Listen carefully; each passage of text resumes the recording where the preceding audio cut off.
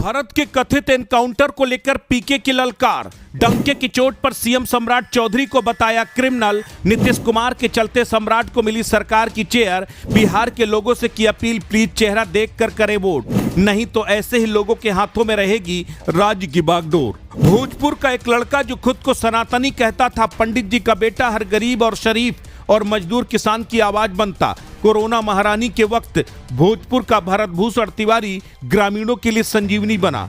जब बागेश्वर धाम के धीरेन्द्र शास्त्री ने सनातन को लेकर हुंकार भरी तो भरत बिहार से सीधे छतरपुर पहुंच गया। धीरेन्द्र शास्त्री से मिलकर उनसे आशीर्वाद लिया। यही वजह थी कि पूरे जिले में भरत को लोग बेइंतहा प्यार करते थे।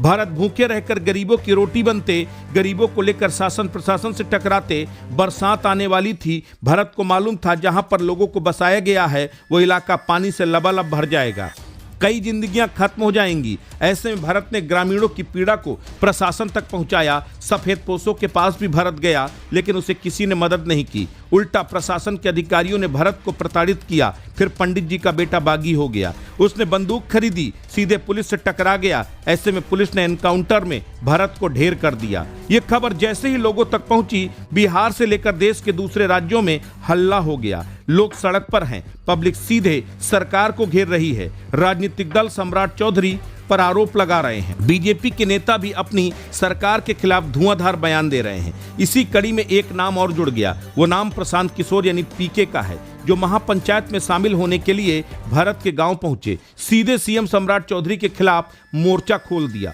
कहानी भोजपुर जिले की है। यहाँ के रहने वाले भरत भूषण का पुलिस ने एनकाउंटर कर दिया, जिसके बाद पूरे बिहार का पारा हाई है। पहली बार बिहार में भरत के लिए महापंचायत बुलाई गई। महापंचायत में बिहार के अलावा दूसरे अन्य राज्यों से लोग पहुंचे, सरकार पर सनसनीखेज आरोप लगाए।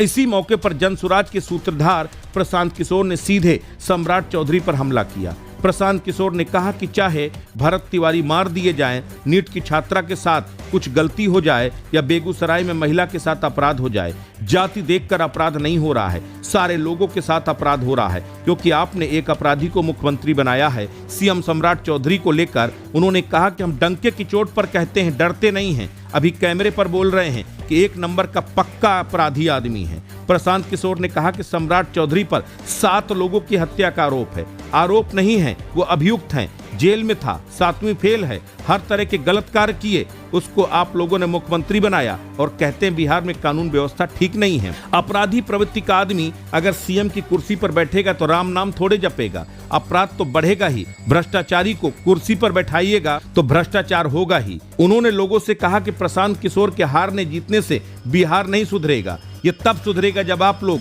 वोट सही से देंगे। 2025 के बिहार विधानसभा चुनाव का जिक्र करते हुए पीके ने कहा, केसी सिन्हा खड़े हुए हैं, इतने बड़े गणतज्ञ, उन्हें 15,000 वोट मिला और जिसका SMS वायरल हुआ उसको 1,25,000 वोट आया। इसके बाद भी अगर कुम्हरार की जनता आकर कहेगी कि हमको अच्छा आदमी चाहिए, तो क्यों अच्छा आदमी चाहिए? बिहार के लोगों को अच्छा आदमी नहीं चाहिए। कोई अच्छा आदमी खड़ा होता है तो आप कहते हैं कि बिहार में ये नहीं चलेंगे। प्रशांत किशोर ने कहा कि ये सब कुछ नीतीश कुमार के चलते हो रहा है, उन्हीं की दया से सम्राट चौधरी को सीएम बनाया गया। प्रशांत किशोर ने कहा कि भरत तिवारी के घर पर आने वाले लोग पैसा दे रहे हैं, कुछ लोग बहुत सारे वादे कर रहे हैं, पूरा समाज उनके साथ खड़ा है। उनकी मां ने कहा कि पैसा और नौकरी के साथ घर नहीं चाहिए, उसे बस न्याय चाहिए, उनके बेटे को न्याय चाहिए। सम्राट चौधरी सरकार को 15 दिनों के भीतर न्याय देना होगा, वरना सम्राट चौधरी के आवास पर ही भीड़ पहुंच जाएगी। अगर भरत तिवारी को न्याय नहीं मिला, दोषियों पर तत्काल कार्रवाई नहीं हुई, न्यायिक जांच की रिपोर्ट की परिधि क्या है, उसमें गृह विभाग की भूमिका मुख्य है,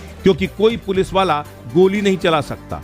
जब तक पटना से आदेश नहीं होगा किसने आदेश दिया गोली चलाने का, ये जांच होनी चाहिए। ऐसे में हम जान ले पूरे केस के बारे में। दरअसल 17 जून को भरत तिवारी की पुलिस एनकाउंटर में इलाज के दौरान मौत हो गई थी। इसके बाद से लोगों ने इस पर सवाल उठाने शुरू कर दिए थे। बवाल बढ़ने पर सरकार ने घटना की न्यायिक जांच के आदेश दिए। हालांकि अभी भी लोगों का आक्रोश थमा नहीं। वहीं लोगों के दबाव के कारण पुलिस ने कार्रवाई शुरू कर दी। इस केस में पुलिस ने मारे गए सामाजिक कार्यकर्ता भरत तिवारी के घर वालों की शिकायत के आधार पर एसडीओपी राजेश शर्मा, थानेदार राजेश मालाकार समेत बाकी पुलिसकर्मियों के खिलाफ एफआईआर दर्ज कर ली है। वहीं परिवार के खिलाफ दर्ज एफआईआर पुलिस ने वापस ले ली है।